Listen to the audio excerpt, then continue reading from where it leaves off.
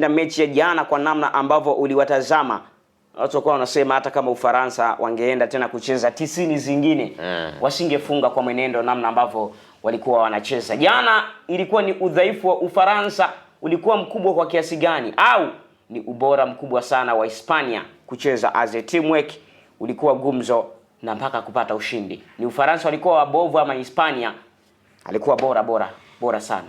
Na nafikiri cha kwanza Ufaransa wakuwa bora, kwa sababu hata kama Spain alikuwa bora, Ufaransa alikuwa na kikosi ambacho individual brilliance ya mchezaji mmoja mmoja ingeweza kuwalipa zaidi, hata kama asingecheza kitimu sijui na vitu kama hivyo. Naamini nyota waliokuwa nao na ambao wapo nao, wakiamua kila mmoja tumie individual brilliance ya kwake alikuwa anaweza kuamua mechi. Lakini jana amecheza under performance.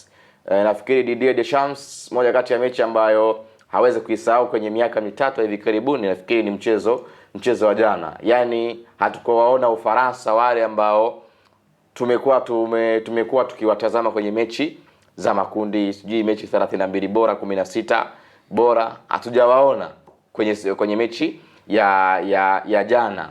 Zile comeback hatujaziona kwa Ufaransa. Na ukiangalia kikosi ambacho mwalimu Didier Deschamps aliingia nacho kwa kuwa na mabadiliko makubwa sana, ni kile ambacho ilikuwa kinapata matokeo kwenye michezo ya nyuma. Una Kylian Mbappe eneo la mbele, una pembeni alicheza Bakora, lakini pia una Ousmane Dembele, una Michael Olise. Hawa ni wachezaji ambao wakiamua kutumia individual brilliance, kila mmoja anaweza kuamua mechi kwenye nyakati tofauti. Eneo la katikati, Rabiot jana alikuwa anacheza na Chouameni, lakini kuna namna walipoteana pale kwenye eneo la katikati, na mwisho wa siku eneo la katikati likaenda kumilikiwa na viungo wa Spain, Rodrigo Hernandez pamoja na Dani Olmo. Alikuwa anapacha kwenye eneo la katikati na Fabian Ruiz. Wakaonekana wamelichukua dimba la kati ambao tulikuwa tunaamini kwamba Ufaransa wana viungo bora wa kufanya kazi chafu, lakini jana hatukuona. Pia kwa center back ilikuwa same situation kwamba Lucas Digne anafanya makosa ambayo sio ya kiulazima.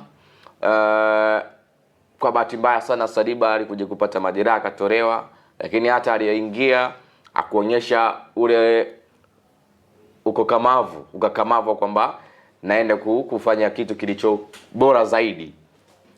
Dayot Upamecano naye kuna namna alikuwa anaruhusu Spain wafike kwenye rango kwa kiwepesi sana. Hata bao la pili nafikiri kazi ilianzia kwa Dayot Upamecano. Yaani hapo Upamecano wezo kama kwa ina scenario, maana yeye alienda kabisa kuzuia, ila wenzake ni kama hawakuwa mchezoni. Kwa hiyo ni sahihi. Kwa hiyo jana kilichowafirisha Ufaransa cha kwanza ni wachezaji wenyewe bila kujali mwalimu, kwa sababu mwalimu amejaribu kuanza na kile ambacho kilikuwa kinamlipa kwenye michezo ya nyuma. Amejaribu kufanya sabu kwa sababu kikosi cha kwanza alikosekana Desire Du ambayo kwenye michezo mingi ya nyuma alikuwa anaanza. Akaanza Bakora ambaye alikuwa anaonekana ni super sub. Lakini hata hivyo alikuja kuingia Desire Du, akaingia kina Ryan Check, lakini bado shughuli ikawa pevu. Kwa hiyo sehemu ya kwanza ni Ufaransa wakuwa bora. Hani ni kama walikuwa wapo under performance. Tukihesabu nafasi ambazo pengine ni clear chance ambazo wamezikosa Ufaransa, wanaweza kusema Mbappe hapa kazingua, Dembele kazingua, sijui Olise kazingua, ni chache sana. Lakini njoo kwa Spain walicheza as a teamwork. Ni moja kati ya taifa ambalo limewashangaza nafikiri walio wengi. Ujue Hispania ilikuwa ipewi nguvu kubwa kwa maana inaweza ikafanya makubwa pengine na kufika huko finali kutokana na aina ya kikosi walichokuwa nacho. Majina ya wachezaji ni wale ambao hawaimbwi sana, hata kwenye vilabu vyao kuna wengine wanaanzia bench, lakini tazama jana wanapocheza. Wanaonyesha picha kwamba hawajafika hatua ya nusu wala finali kwa bahati mbaya. Tukiachana na njia ambazo wamezipitia, kamtoa Portugal ambaye naye alikuwa anapewa nafasi kubwa ya kufanya mabaraa, wachezaji wakubwa sana. Spain kamtoa kwenye mchezo, yaani kabla mchezo wa jana alikuwa ana sare sare moja dhidi ya Cape Verde nafikiri.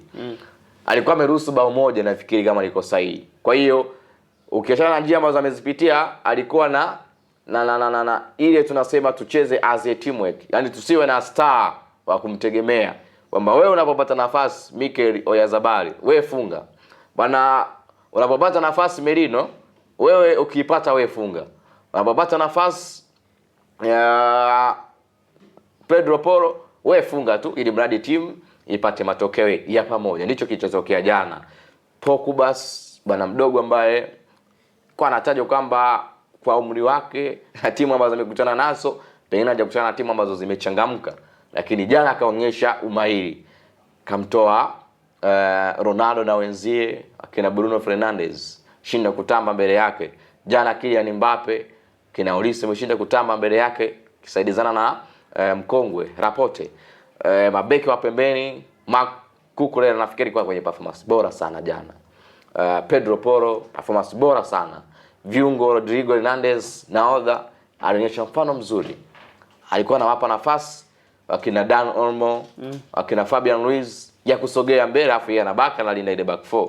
Fanya kazi chafu. Nafikiri kilichoamua jana ni moment chache tu.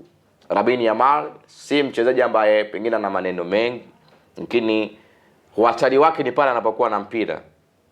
Penalty ambayo ilitokea pengine unaweza kusema ilikuwa na ugumu fulani, lakini by the way kwangu mimi ilikuwa ni penalty kwa mrengo wa Lucas Digne. Alicheza mwili wa Lamine Yamal kwenye box, ni sahihi, lakini kwa situation ilivyokuwa na yeye ni kama alikuwa akili yake sijui ilikuwa anawaza nini, sababu kwa kwanza kuumilika ilikuwa yeye Lucas Digne. Sasa kati anageuka kuutoa akajikuta anacheza mwili wa Lamine Yamal na anapata penalty, wanafunga na kupitia kwa Oyarzabal.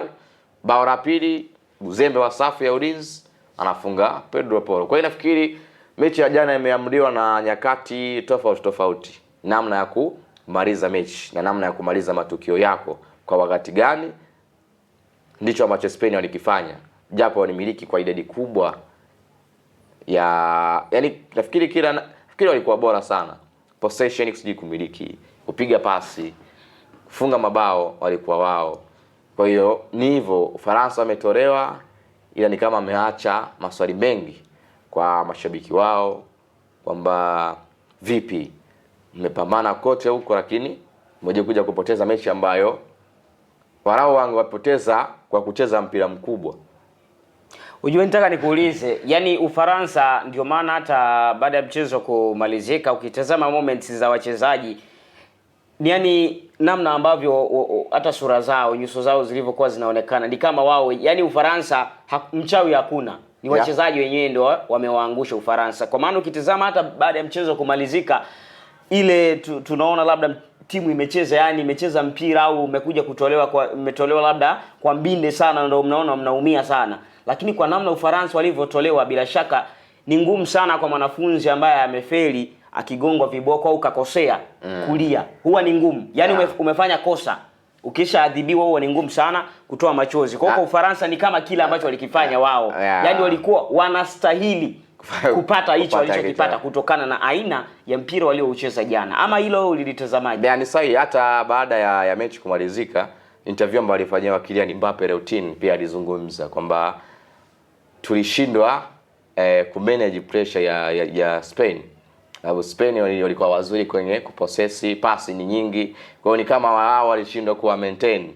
Anazungumza Kylian Mbappe kwamba tulipaswa kutumia hata plani nyingine kwa sisi wachezaji. Sasa na yeye pia alijigusia kama nahodha kwamba ameshindwa kuisaidia timu yake kufika mbali, lakini mwisho siku ilikuwa ni mmoja atoke mwingine asonge mbele. Kwa hiyo ukiona Kylian Mbappe kila wachalikizungumza kwenye interview baada ya mechi, ni dhahiri shairi lawama huwezi kumpa mwalimu Didier Deschamps. Ni wachezaji wenyewe kwanza kujilaumu.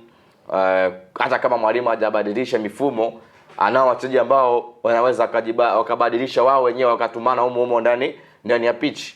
Na Dembele ana bado ndio toka kufanya vizuri UEFA Champions League mara mbili akiwa na PSG back to back. Ukiwa na material kama hayo uwanjani, hata usipomuelekeza anajua cha kufanya kwenye mechi kama ya jana ambayo ilikuwa ni Tate. Kylian Mbappe akina Olise amefanya vizuri akiwa Bundesliga nafikiri na Bayern Munich, amekuwa na msaada mkubwa sana. Kwa hiyo sahi. By the way, Mbappe pia naye anaonekana kujutia kwamba kama nahodha imeshindikana, lakini no way, kwa sababu ilikuwa ni mmoja atoke mwingine asonge mbele. Ilikuwa hivyo. Sahi kabisa, na uzuri kila nilikuwa namuuliza alikuwa anasema hii ngoma haiendi extra. Ni 90 zile zile. Bwana, tumeshuhudia 90 za nusu finali ya kwanza.